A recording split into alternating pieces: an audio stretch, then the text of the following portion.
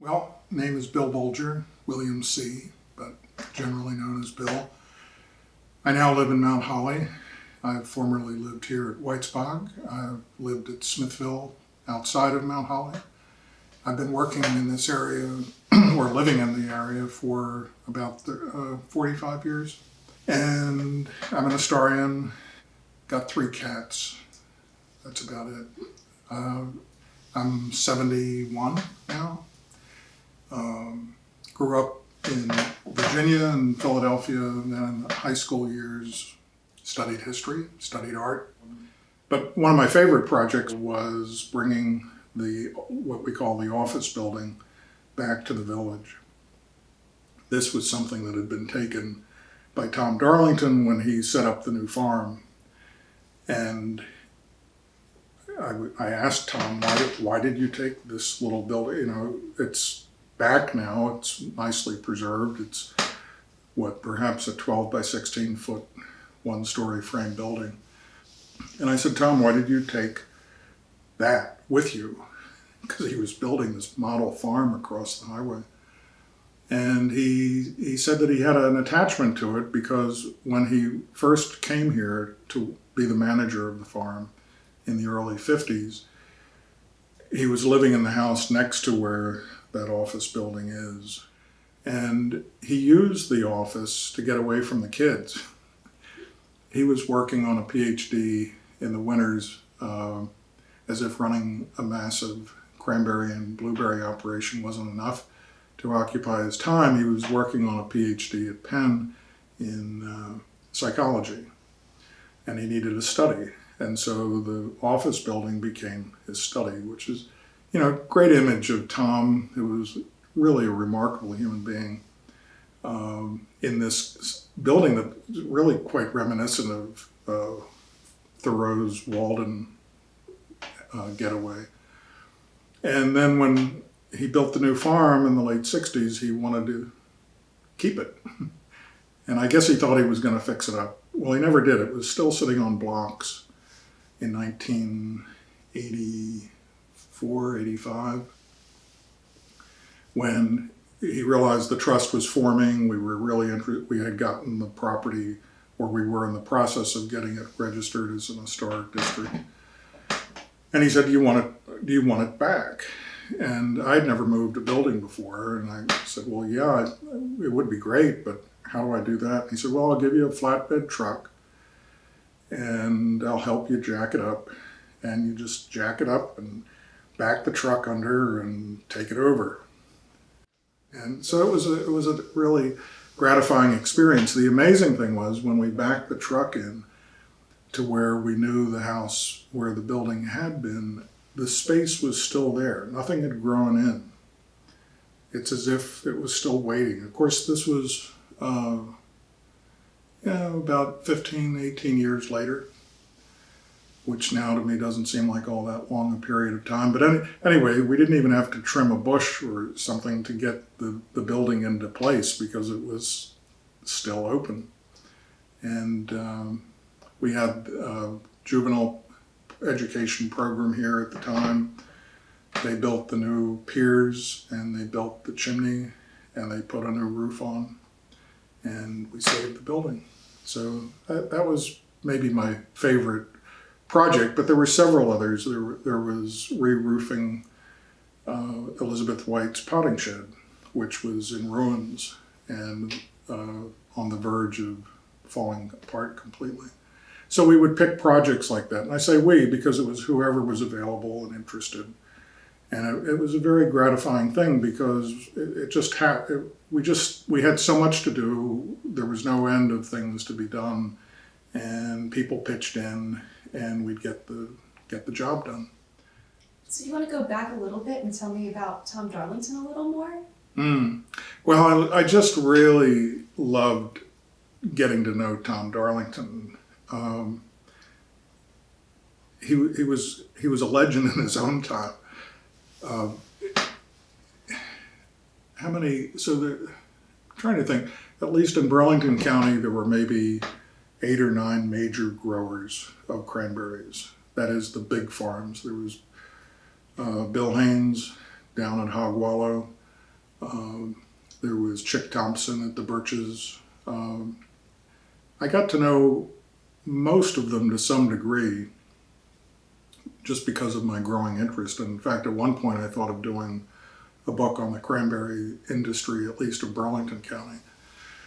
But Tom was fascinating to me for a number of reasons, not the least of which was that he never really wanted to run the farm.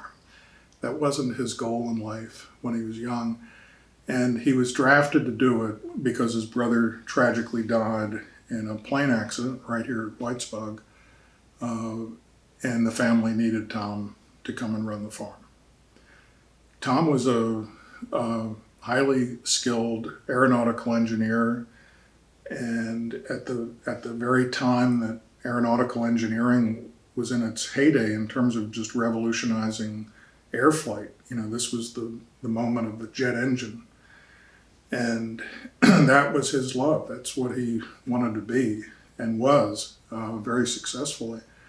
And had to drop that to come here and run the farm. So I found that a really interesting aspect of his personality. And then he gets here and he starts studying psychology, not just studying it, but getting a doctorate from one of the leading universities in the country, which he was very humble about. He said, yeah, well, I was studying psychology. Where was that, Tom? Oh, University of Pennsylvania. And what did you got a degree? Oh, yeah, I got a PhD. You sort of had to pull it out of him. It wasn't like he was bragging. And I said, and why did you do that?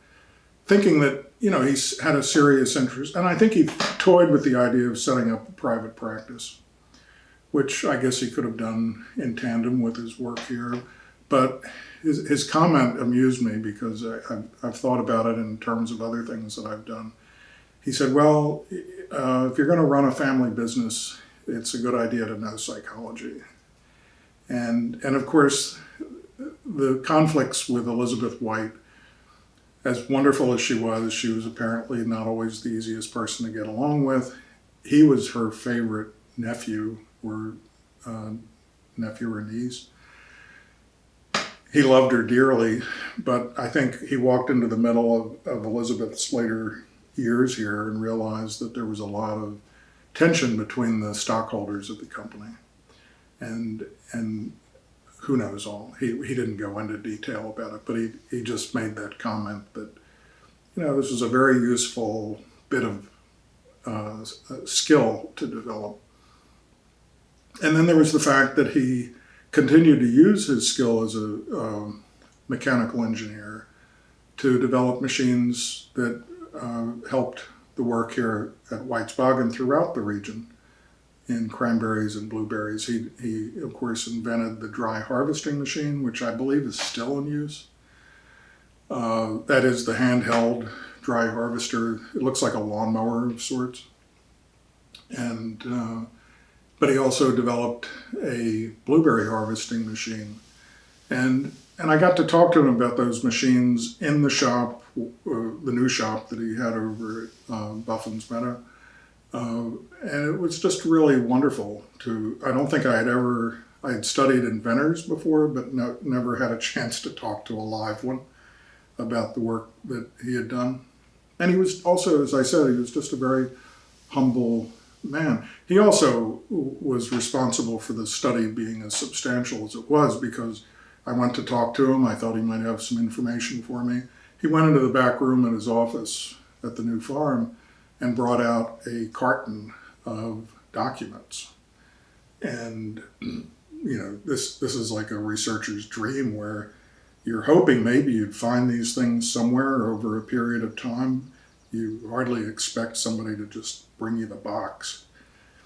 And I also like the fact that he exhibited his skill as a psychologist, because he said, I'm sitting there going through this stuff and I'm like, can I come back tomorrow? And he probably was thinking, I really don't want this guy in my office for however long. And he said, well, would you be interested in taking it home?